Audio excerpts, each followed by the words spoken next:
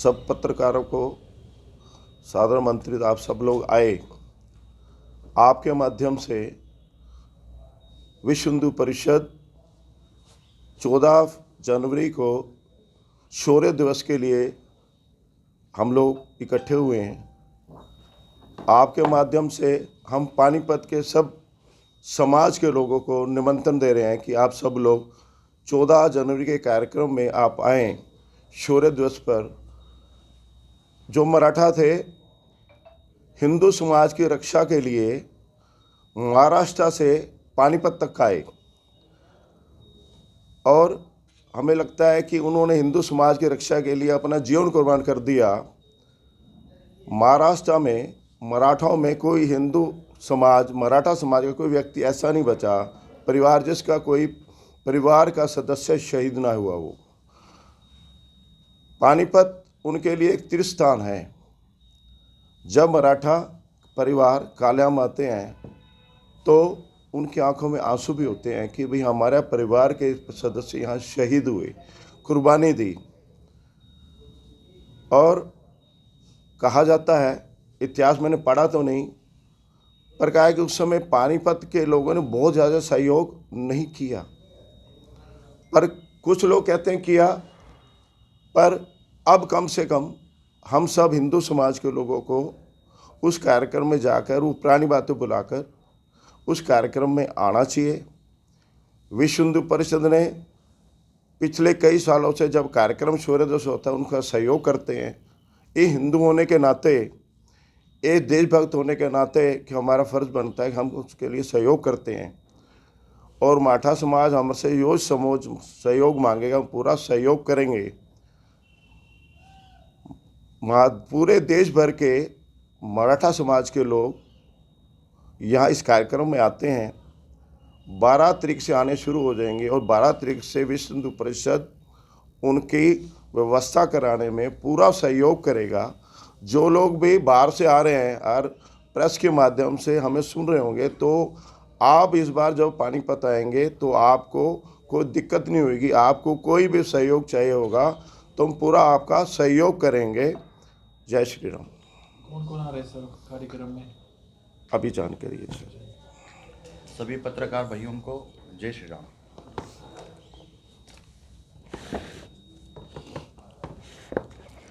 हम सभी ने इतिहास में पढ़ा है, पानीपत में 3 लड़ाइयाँ हुई है। पहली 2 लड़ाइयाँ हमेशा विदुषी राजा ही लड़े हैं, लेकिन पानीपत की तीसरी जो लड़ाई हुई है वो मराठे और लुटेरा अहमद शाह अब्दाली के बीच में हुई है। मराठे जो लड़े थे वो सिर्फ अपने साम्राज्य विस्तार के लिए नहीं लड़े थे, वो हिंदुस्तान की सीमाओं को बचाने के लिए लड़े थे। अभी जैसे पुनीत जी ने एक बात कही कि ऐसे कहते हैं कि यहाँ के लोगों ने मदद नहीं की। इतिहास जो हो गया, लेकिन हम पिछले कई सालों से यहाँ प्रोग्राम कर रहे, तो यहाँ के लोगों से जितना हमें सहयोग मिलता है, हर चीज़ से लेके हमें पिछले 15 दिन से आपका हमेशा फ़ोन आता है कि आपको किस तरह की मदद है, किस तरह की चाहिए। हमारे स्थानिक सांसद जी संजय भाटिया जी के उनका भी हमें फ़ोन करता है कि रास्ते में किसी तरह की कुछ दिक्कत चाहिए, प्रशासन की तरफ से पूरी मदद हो रही है। और यह प्रोग्राम सिर्फ मराठों का नहीं है, तो पूरे हिंदुस्तान के सारे समाज का है और ख़ासकर हिंदुस्तान के हिंदू समाज का है। अभी जैसे पत्रकार भाइयों ने पूछा कि कौन कौन आ रहे हैं, महाराष्ट्र के महामहिम राज्यपाल श्री रमेश बैस जी प्रमुख अतिथि होंगे। इसके अलावा हरियाणा राज्य के मुख्यमंत्री श्री मनोहर लाल खट्टर जी होंगे। और इस युद्ध में जो लोगों ने सबसे ज़्यादा शहादत दी, यह युद्ध शुरुआत इसीलिए हुआ था कि दत्ताजी शिंदे का बुराड़ी के किले पे वहाँ पे खून हुआ था। उसके बाद मराठे 2000 किलोमीटर पानीपत आक्रमण करने के लिए आए थे, अब्दाली का मुकाबला करने के लिए। तो उनके वंशज श्री केंद्रीय मंत्री ज्योतिराज सिंधिया जी यहाँ पे आ रहे, पहली बार वो आ रहे। और हम तो अभी उनको जो शहीद हुए उनको आदरांजलि दे रहे। लेकिन ये युद्ध 1761 में हुआ था। बिल्कुल उसके 10 साल के बाद महाजी शिंदे जी ने, नजीबुद्दौला ने ये लुटेरे अहमद शाह अब्दाली को बुलाया था हिंदुस्तान पे आक्रमण करने के लिए। तो महाजी शिंदे ने बिल्कुल 10 साल के बाद 1771 में जो सिटी बसी है नजीबाबाद, वहाँ पे जाके नजीबुद्दौला की कब्र खोद करके उसके टुकड़े टुकड़े किए थे और उन्होंने सही श्रद्धांजलि दी थी। और उसके बाद दिल्ली के लाल किले पे भगवा ध्वज लहराया था। वही भगवा ध्वज आज भी हिंदुस्तान की सीमाओं पे फड़क रहा है। और उनके वंशज ज्योतिराज सिंधिया जी भी आ रहे, केंद्रीय रेल मंत्री राव साहेब दानवे जी आ रहे, और भारतीय जनता पार्टी के महासचिव विनोद तावड़े जी भी आ रहे। इसके अलावा हमारे सांसद हमेशा तन मन धन लगा के साथ में होते हैं। विधायक जी भी है, महाराष्ट्र के सांसद श्रीकांत शिंदे जी है। इसके अलावा महाराष्ट्र नियोजन समिति के अध्यक्ष राजेश क्षीरसागर जी वो भी आ रहे। और हम इस बार विशेष सम्मान कर रहे इंडियन ऑयल के जो चेयरमैन है। पिछली बार बहुत सारे पत्रकार हमें पूछते थे कि खाली यहाँ पे डिक्लेयर होता है लेकिन बंद कुछ नहीं रहा, तो हम 20 करोड़ रुपए उन्होंने देने के लिए उनका विशेष सम्मान करेंगे। और ये मैं दिखा देता हूँ, इंडियन ऑयल ने इस तरह से ये बनाने के लिए जो दिया है, ये स्मारक ऐसा बनेगा। ये स्मारक अभी जो है वो इस तरह का है, इसको एक बार दिखाना सीधा करके। हाँ ये इस तरह से बन रहा है ये स्मारक। अभी ये पुराना वाला है, ऊपर उठा लेंगे, ये अभी जो बना हुआ ये है। सीधा देखना पाटिल जी, सामने देखिए।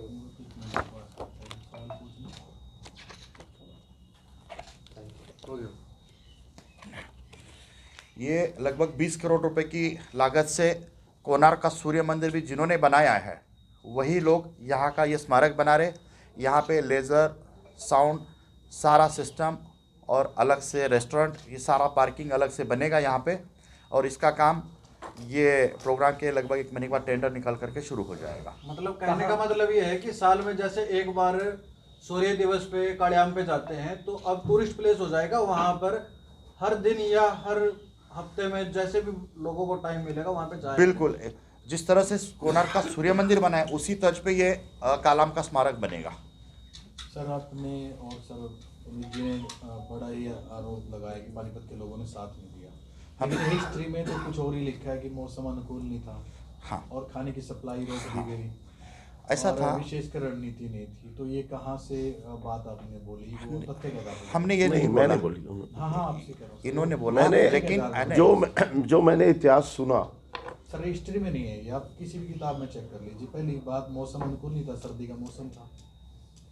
आप हिस्ट्री की नहीं। बात कर, अगर हिस्ट्री की मैं बताता हूँ उस हिस्ट्री मौसम में वो भी तो है ना वहाँ एक से, सेकंड, वो भी तो नहीं, महाराष्ट्र से आए ना। ऐसा था, ये कहते हैं इतिहास में भी कहीं लिखा है सूरजमल जाट जी ने साथ नहीं दिया था, ठीक है, ये लिखा हुआ है। लेकिन हम इस बात के लिए हम भी सहमत नहीं है, क्योंकि इतिहास लिखा लिखा लिखा कहा हुआ है, ठीक है। लेकिन जो हुआ उसको हम ख़त्म करके देना चाहते हैं। और आज हम मिल बांट करके नहीं चलेंगे, साथ मिल के चल के मुट्ठी एक करके चलेंगे। जो मराठे हारे थे उसमें बहुत सारे रीज़न थे, जैसे आपने बताया मराठे 2000 किलोमीटर आए थे, उनको इतना पता नहीं था कि इतना दिन लंबा युद्ध चलेगा, इसीलिए उतना साधन सामग्री लेके नहीं आए थे। उत्तर भारत में सारे तीर्थस्थल है, इसके लिए सारे अपने परिवार के साथ आए थे। और इतनी सर्दी जहाँ हमारे उत्तर भारत में होती है वो महाराष्ट्र में नहीं होती, इसीलिए कपड़े भी पूरे नहीं थे, खाना ख़त्म हो गया था, कपड़े कम थे। और सबसे बड़ी बात थी महाराष्ट्र की जो भूमि है वहाँ पे गुरिल्ला नीति की युद्ध नीति चलती है, लेकिन मतलब पहाड़ के हिसाब से। यहाँ पे ओपन खुले मैदान का हिंदुस्तान के मतलब मराठा सैनिकों को अनुभव नहीं था, इसी वजह से बेसिकली युद्ध मराठे हारे थे, ऐसा हम कहते हैं। लेकिन सहायता की तो मांग की थी उन्होंने, बिल्कुल सहायता की मांग करी थी, लेकिन अब्दाली के सैन्यों ने मराठों के पास जो सामग्री आ रही थी उसके सारे रास्ते बंद कर दिए थे, इसीलिए सामग्री नहीं आ रही थी। रही बात आप जो कह रहे थे यहाँ पे हारने की बात, मराठे हम नहीं कही मराठे हारे कहेंगे। अगर अब्दाली ये युद्ध जीत जाता तो अब्दाली यहाँ राज करता यहीं पे, लेकिन अब्दाली राज नहीं किया, अब्दाली वापस अफगानिस्तान भाग गया था। हम ये भी नहीं कह रहे कि मराठे युद्ध जीते थे, यह एक तरह से अनिर्णित युद्ध था, क्योंकि हर घर से शहादत हुई थी। हर घर से शहादत हुई थी। और अगर अफगान राजा ये युद्ध जीत जाता अब्दाली, तो वो यही राज करता, वो अफगानिस्तान नहीं जाता। और उसके बाद महाजी शिंदे ने 10 साल का लाल किले पे राज भी किया है।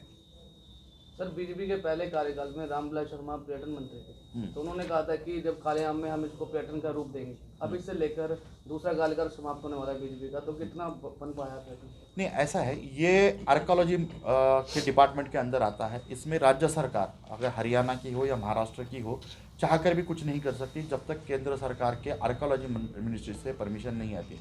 इसका मैं एक दाखला देता हूँ।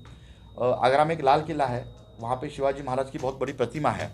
वहाँ पे शिव जयंती का 19 फरवरी का प्रोग्राम करना था, उसकी परमिशन के लिए भी शिव जयंती आयोजकों को सुप्रीम कोर्ट से परमिशन लेनी पड़ी थी। तो आर्कोलॉजी मंत्रालय हमारा थोड़ा सा स्ट्रिक्ट है, इसकी वजह से हर परमिशन को टाइम लगता है।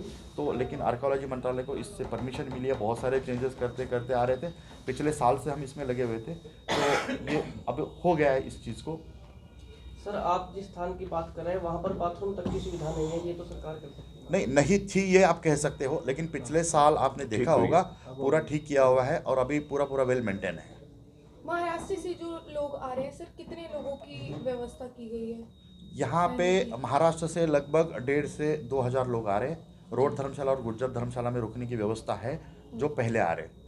यहाँ से हरियाणा में आप चरखी दादरी से लेके, नोएडा से लेके, हिसार, भिवानी, महेंद्रगढ़, नारनौल, रेवाड़ी, पानीपत, यहाँ पे जो दुग्गल समाज है, यहाँ पे धानक समाज है, यहाँ पे महावर समाज है, रोड समाज है, ये सारे लोग इकट्ठा होकर ये प्रोग्राम करा रहे हैं।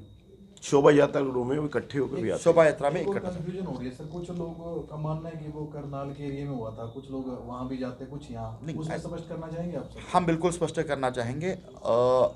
हर जगह इतिहास में एक ही नोंद है कि यह युद्ध काला आम पानीपत में हुआ था, और ये भी कहते हैं कि काला आम क्यों स्थल का नाम काला आम पड़ा। इस युद्ध में इतना खून बहा था कि वो आम को जो पेड़ भी आए थे वो काले आए थे, इसलिए उसको काला आम कहते हैं, काले आम को, और इसीलिए यह युद्ध स्थल ही मेन काला आम है।